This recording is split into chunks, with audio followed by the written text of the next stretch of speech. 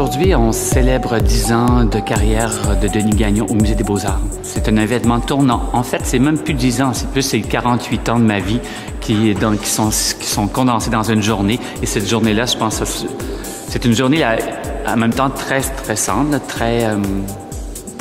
une journée qui est remplie d'émotions, je pourrais dire. Mais en même temps, c'est une journée aussi que je pense qui va clore une décennie. Clore une décennie, exactement.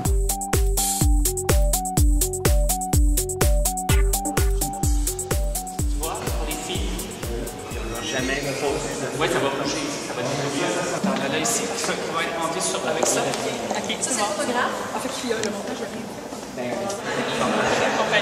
Merci.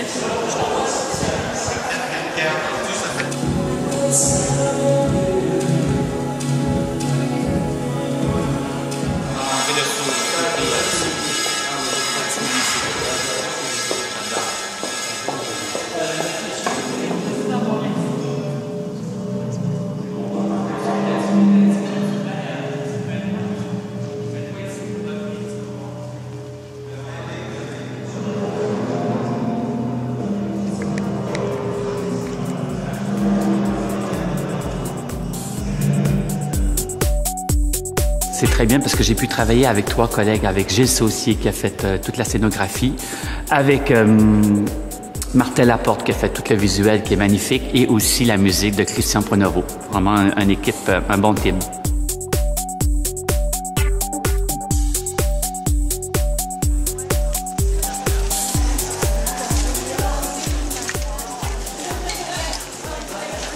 We have 32 models here today. We have 7 makeup artists. So what we've done is we basically looked at each of the models' headshots, respected their facial features, and we selected a makeup look. And we have 4 looks to select from. And we selected a makeup look that will complement each of the models' beauty. On a travaillé avec Iso pour la texture et l'effet visuel. Pour ce qui est du reste, la finition, tout ça, ça nous a été laissé à nous autres. C'était plus facile. Puis après ça, au niveau de l'image en tant que tel, on avait des suggestions.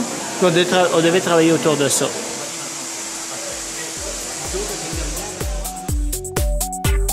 T'sais, ça ressemble plus à faire du soundtrack. C'est un peu, j'ai toujours cette impression-là, c'est un peu la musique qui joue dans ton inconscient, dans la vie tous les jours, avec des moments. Comme tu te lèves le matin, il y a plus de dynamique.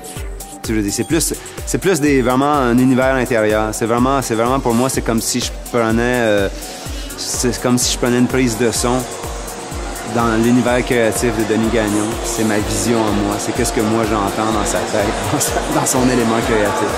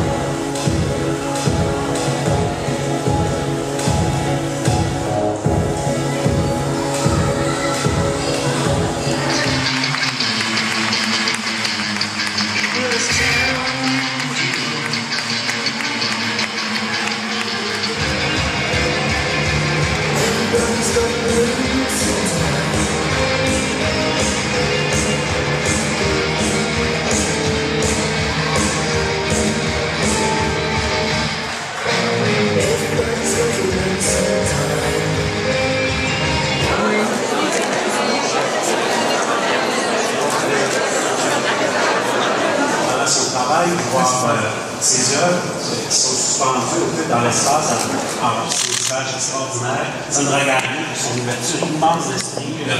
Alors, merci beaucoup à tous les commanditaires qui ont participé à cet événement. Merci.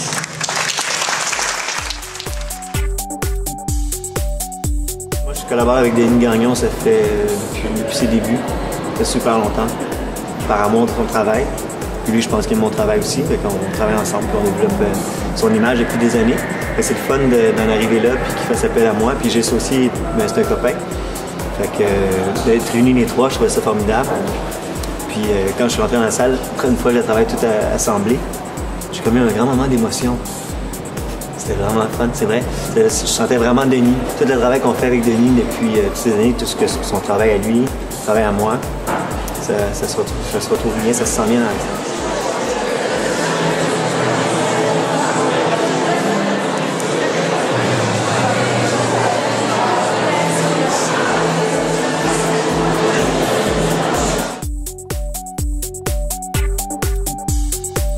Ce qu'on voulait, c'était que l'œuvre présente contienne toute l'expérience, le savoir et le génie de Denis Gagnon.